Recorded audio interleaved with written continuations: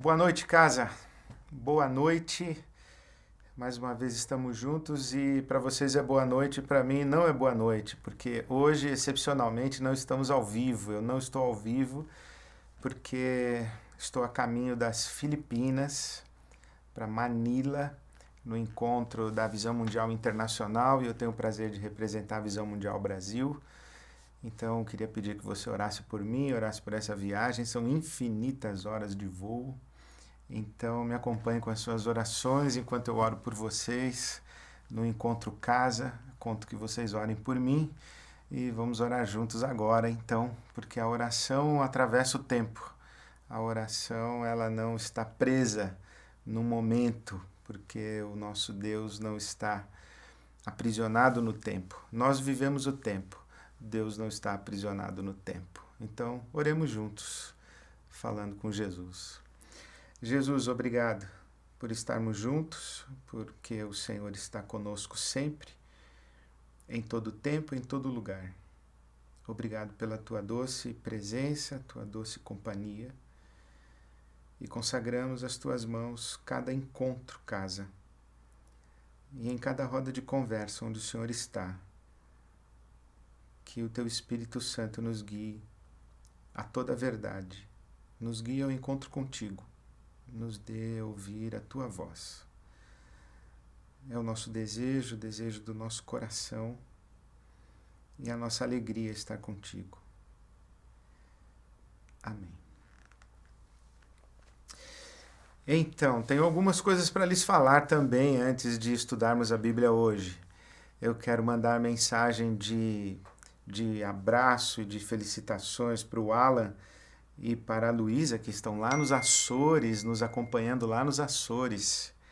Então, quero mandar um beijo para eles. E, muito sensibilizado com essa foto que eu vi aqui da Milena, que tem apenas 10 aninhos, ou 10 dias, 10 aninhos não, 10 dias. Então, a Milena tem 10 dias e já está no colo da mamãe participando do Encontro Casa. Então, eu muito sensibilizado com essa foto. Um beijo, que Deus abençoe essa pequenina Milena, abençoe também a sua casa. E uma das coisas muito legais que eu tenho ouvido bastante é que os pais têm tido muitas conversas com seus filhos no Encontro Casa. E eles têm dito para mim que ficam surpresos com o que os filhos falam nas conversas, nas rodas de conversa, nas perguntas que fazem, nas expressões que têm, especialmente nas orações que fazem. Então eu estou muito feliz com isso. Então vai o meu beijo, o meu abraço especial para toda a meninada que está acompanhando o Encontro Casa. Eu me batizei com 11 anos de idade. Eu era menino ainda quando eu me batizei. Claro que eu não tinha a compreensão do Evangelho que eu tenho hoje, mas eu tenho certeza que eu tinha uma compreensão do Evangelho. Eu tinha certeza da minha fé em Jesus, eu tinha certeza de que eu queria ser um seguidor de Jesus. Então a minha decisão de seguir a Jesus foi lá na minha infância. Com os meus 11 anos de idade eu estava sendo batizado. E eu acredito muito que Deus conduz o caminho das crianças, que Deus põe a sua mão sobre as crianças e fala de um jeito que nós, crianças, conseguimos ouvir, compreender, entender, e que o Espírito Santo de Deus dá discernimentos, porque o Evangelho não é uma questão de conhecimento. O Evangelho é uma questão de uma experiência com Deus, e Deus sabe falar a língua de todo mundo e sabe falar especialmente a língua das crianças. Então eu quero mandar um beijo para todos os meninos, meninas, adolescentes que estão acompanhando o Movimento Casa. Eu não posso dizer de uma alegria talvez maior do que ter vocês, meninos, meninas, estudando a Bíblia e especialmente na mesa, na roda de conversa com seus pais. Que Deus abençoe vocês muito de coração. Vamos ler o Evangelho. Nós vamos para Mateus, capítulo 4, o versículo 23. Mateus 4, 23. Que diz assim que Jesus foi por toda a Galiléia, ensinando nas sinagogas, e pregando as boas novas do reino de Deus. Jesus foi por toda a Galileia, pregando nas sinagogas, anunciando as boas novas do reino de Deus. Esse é um texto de Mateus 4, 23, é um texto paralelo de Marcos capítulo 1, versículo 14, e também o versículo 15, que diz que Jesus anunciou o evangelho do reino de Deus. Você sabe que evangelho quer dizer boa nova, boa notícia, né? Então, qual foi a boa notícia que Jesus anunciou? Anunciou a boa notícia da chegada do reino de Deus, anunciou a boa notícia do reino de Deus. Eu lembro do evangelho que me foi anunciado em primeiro momento. Ele foi um evangelho que chamou a minha atenção para o céu. E o céu como uma experiência pós-morte. Então, ter um encontro com Jesus ou aceitar Jesus como meu Salvador significava, num primeiro momento, eu garantir que depois da minha morte eu não iria para o inferno, mas eu iria para o céu.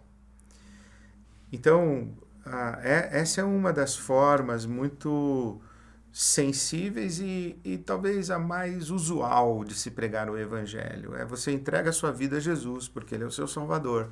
E se você crer que Jesus é o seu Salvador, depois que você morrer, você vai para o céu. Mas o problema disso, muito embora isso seja verdadeiro, o problema disso é que não é toda a verdade, e talvez não seja uma verdade que encontra nas palavras de Jesus uma clareza tão grande quanto a mensagem a respeito do reino de Deus. Jesus fala mais a respeito do reino de Deus do que a respeito do céu como uma experiência depois da morte. Por exemplo, você se lembra da parábola do rico e Lázaro, que o rico estava no inferno e Lázaro, que era um mendigo, um homem pobre, depois da sua morte estava no seio de Abraão. Então, essa imagem está presente na mensagem de Jesus, está presente no Evangelho, mas Jesus fala do reino de Deus muito mais como uma realidade presente, histórica, imediata. Isto é, Jesus não chamou pessoas para que crescem nele no sentido ou com o objetivo de que fossem para o céu, um lugar chamado céu depois da sua morte. Jesus convocou pessoas para que andassem com ele, para que participassem do reino de Deus, o reinado de Deus, participassem da realidade do reinado de Deus. O reino de Deus é tudo quanto Deus criou, sustenta e tudo quanto Deus possui. Mas especialmente na Bíblia Sagrada, o reino de Deus é o reinado de Deus, é o ambiente, o contexto onde a vontade de Deus é realizada, onde a vontade de Deus é concretizada, onde a vontade de Deus está acontecendo. Você se lembra que Jesus é o último Adão e o segundo homem. Tem o primeiro Adão e o primeiro homem. Esse primeiro Adão e primeiro homem, ele disse para Deus, seja feita a minha vontade, assim na terra como no céu. Ele disse não para Deus e disse sim para si mesmo. Essa é a condição do primeiro homem, o primeiro Adão. Jesus é o segundo homem, diz o apóstolo Paulo na carta aos Coríntios, na primeira carta aos Coríntios, do capítulo 15. Jesus, como segundo homem, é aquele que diz, seja feita a tua vontade, assim na terra como no céu. Então Jesus é o homem que se submete ao reinado de Deus, se submete à vontade de Deus. Então, o reino de Deus, o que é? O reino de Deus é isso, venha o teu reino, seja feita a tua vontade, assim na terra como no céu. Então, o reino de Deus é uma realidade para a terra, é uma realidade imediata. E é isso que Jesus está dizendo, o reino de Deus chegou. Então, para facilitar um pouco o seu entendimento do reino de Deus, eu queria criar duas variáveis da maneira como a gente pode entender o reino de Deus na Bíblia Sagrada. A primeira diz que o reino de Deus é uma realidade que está presente dentro de nós e também fora de nós. Dentro de nós, digamos assim, no nosso coração, quando a gente recebe Jesus como Senhor da nossa vida, quando a gente se submete a Jesus como Senhor da nossa vida, quando a gente se submete à autoridade de Jesus, quando a gente se submete à vontade de Deus e quando a gente se compromete em fazer a vontade de Deus na nossa vida. Isto é, Deus reina no nosso coração, Deus reina sobre nós, Deus reina sobre a nossa vontade. Deus reina na nossa interioridade, né? Então, o reino de Deus está dentro de nós. Em Lucas capítulo 17, Jesus disse: o reino de Deus está entre vós ou dentro de vós. Então, essa é uma das formas de compreender. O reino de Deus, então, é uma realidade interior nossa, a nossa submissão individual à vontade de Deus. Mas o reino de Deus também está fora de nós. Quando Jesus anuncia que o reino de Deus chegou, ele começa, então,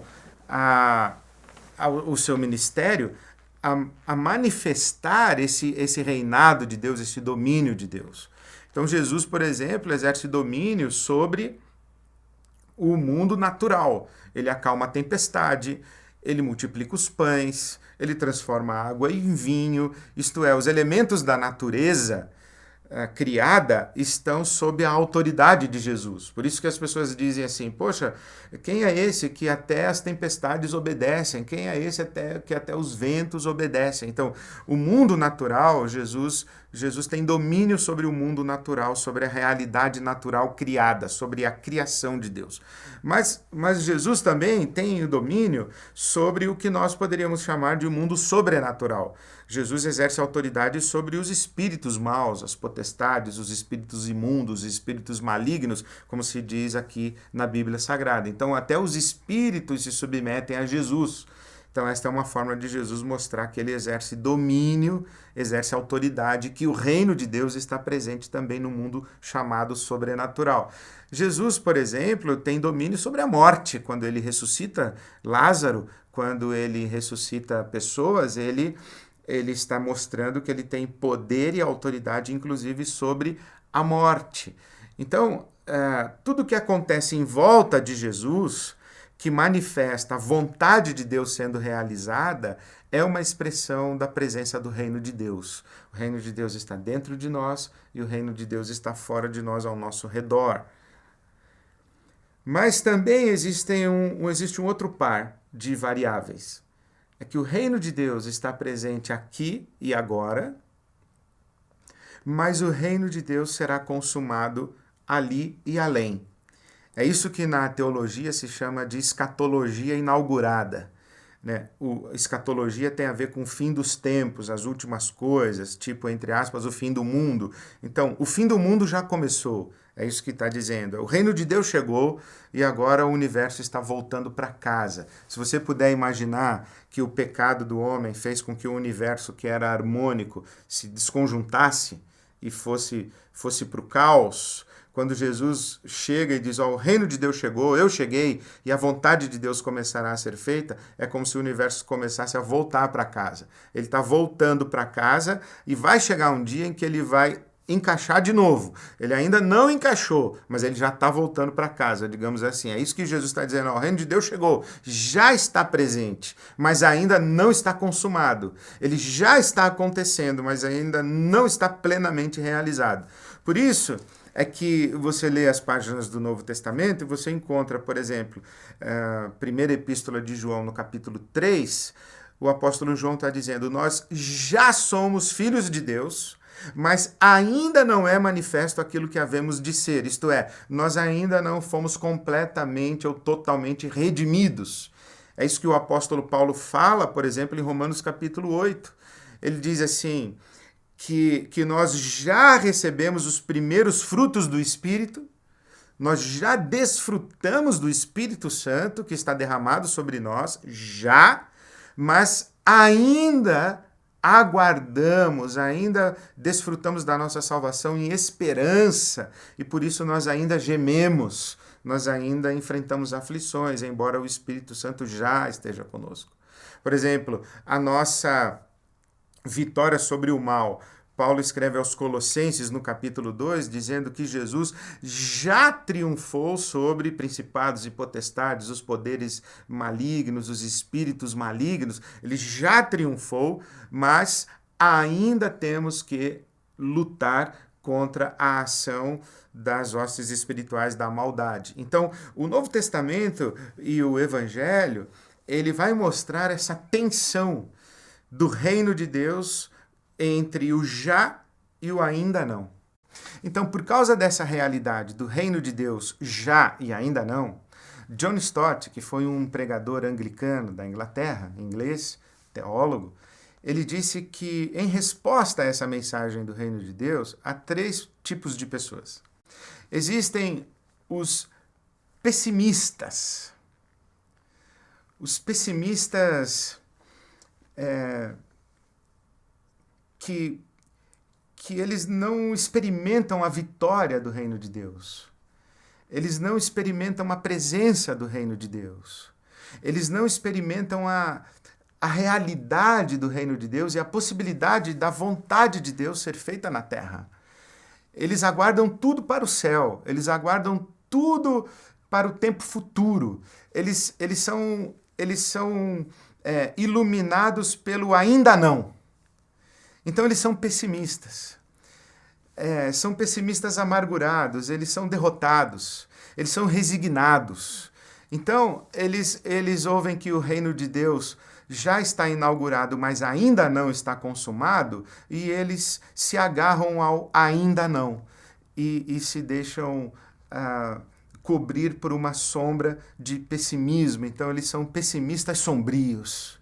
Eles vivem um mundo cinza, porque tudo para eles que vale a pena, tudo para eles que tem sentido, tudo para eles que tem significado, está reservado para o céu depois da morte. Aqui é tempo de luta, aqui é tempo de dor, aqui é um vale de lágrimas, aqui a gente está sempre com conflito, com dificuldade, aqui sofrer faz parte mesmo, e aí as pessoas ficam resignadas nesse seu pessimismo sombrio, aguardando tudo lá para o céu no tempo futuro, porque eles ficam no ainda não. Mas o John Stott fala também dos triunfalistas, dos triunfalistas que são iludidos, porque eles se agarram ao já. Diz, Jesus já venceu, Jesus já levou nossas dores e enfermidades, as nossas doenças, Jesus já nos conquistou a vitória plena, e eles dizem já, e imaginam que é possível viver a plenitude da obra de Jesus Cristo aqui e agora. E não sobra nada para o novo céu e na nova terra. Eles não têm esperança escatológica, eles não têm esperança desse dia quando a terra se encherá do conhecimento da glória do Senhor como as águas cobrem o mar. Então eles acham que é tudo para o imediato, é tudo para agora, e eles são triunfalistas iludidos, porque cedo ou tarde eles vão ter uma decepção e vão perceber que tudo isso que eles esperam não acontece. Por quê? Porque nós ainda não chegamos no céu. Então, nós já somos filhos de Deus, mas ainda não é manifesto. Então, entre os pessimistas sombrios e os otimistas triunfalistas, né, os triunfalistas iludidos, a gente tem os realistas engajados. São estes que sabem que a gente não pode tudo, porque o reino de Deus tem a dimensão do ainda não. Então, a gente não pode tudo, mas porque já a gente pode muita coisa. A gente pode muita coisa no nome de Jesus, a gente pode clamar aos céus, a gente pode invocar o poder da ressurreição, a gente pode viver sob o poder do Espírito Santo, a gente pode viver a autoridade que há no nome de Jesus e no sangue de Jesus. Então a gente pode muita coisa sim em nome de Jesus, e a gente pode se comprometer a enfrentar a morte em todas as suas dimensões, em todas as suas expressões, inclusive a partir de agora. Nossa vitória sobre a morte no reino de Deus não é somente a nossa vitória física quando a gente ressuscitar. no tempo futuro, mas a nossa vitória sobre a morte é uma vitória, inclusive, sobre os sinais da morte no nosso mundo e no nosso tempo. Então, porque Jesus já triunfou e o poder da ressurreição está agindo no universo, lembre-se, o universo já está voltando para casa, então aqui há muitos sinais do reino de Deus. Então, lembrando para você, o reino de Deus tem uma dimensão dentro e fora. Ele é dentro de mim porque eu me submeto à autoridade e ao reinado de Deus. Eu entrego a minha vida, né? E Jesus reina no meu coração. Mas também o reino de Deus é uma realidade externa a mim, é do lado de fora, no mundo, nas circunstâncias, na história. E o reino de Deus tem uma cronologia. Ele já está inaugurado, mas ainda não está consumado. Então, para a nossa roda de conversa, eu queria propor para você hoje o seguinte. A primeira coisa é: quais são os males de ser um pessimista sombrio e um triunfalista ingênuo? O que você acha que acontece com uma pessoa que vive o pessimismo do ainda não? E o que você acha que acontece com uma pessoa que vive a ilusão do já? Se enfatizar uma coisa sem a outra, o que você acha que é ruim?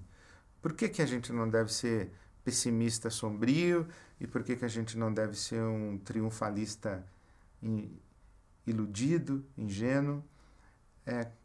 Que males existe nisso? Que enfermidades, que doenças, que adoecimentos, e que sofrimentos, e que prejuízos, e que destruições acontecem, tanto na interioridade quanto do lado de fora de pessoas que são pessimistas, sombrias, quanto de pessoas que são triunfalistas iludidas. Então, o que existe de ruim nessas duas situações? Converse um pouco sobre isso e fale um pouco se você já viveu essas experiências.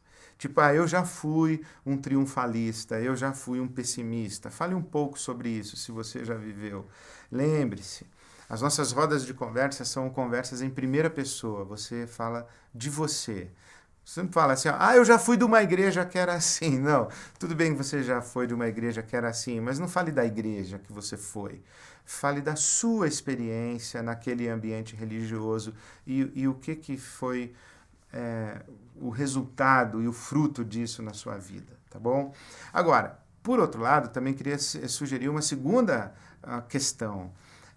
Quais os benefícios e como se caracteriza uma pessoa que John Stott chama de realista engajada?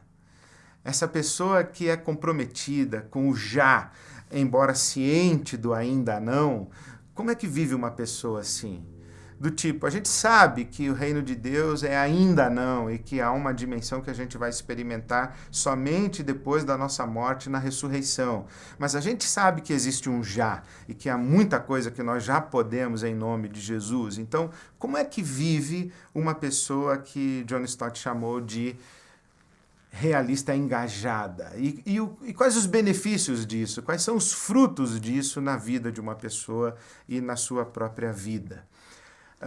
Para a sua oração, eu queria sugerir que você buscasse na sua vida alguma questão que você possa colocar diante de Deus, dizendo assim: Senhor, eu sei que existe um ainda não. E eu acolho com fé, com confiança, e crendo que o Senhor me sustenta se eu tiver que conviver com o ainda não. Mas eu creio no já. Eu creio no poder do nome de Jesus, eu creio no poder da ressurreição, eu creio na obra do Espírito Santo. E eu quero fazer uma oração baseada no já, naquilo que já é possível em nome de Jesus. E faça um pedido a Deus, derrame seu coração diante de Deus, o que você quer colocar na mão de Deus, dizendo: Senhor, confiado no teu já e no fato de que o Senhor já está reinando, eu quero colocar isso diante de ti, colocar esse pedido aos teus cuidados. Escreva a sua oração, depois você compartilha com as pessoas que estão com você, acolha a leitura das orações e dê um abraço bem carinhoso, afetuoso e um beijo bento, um beijo santo em quem está com você. Deus abençoe a todos. Até quinta-feira que vem, ao vivo, se Deus quiser.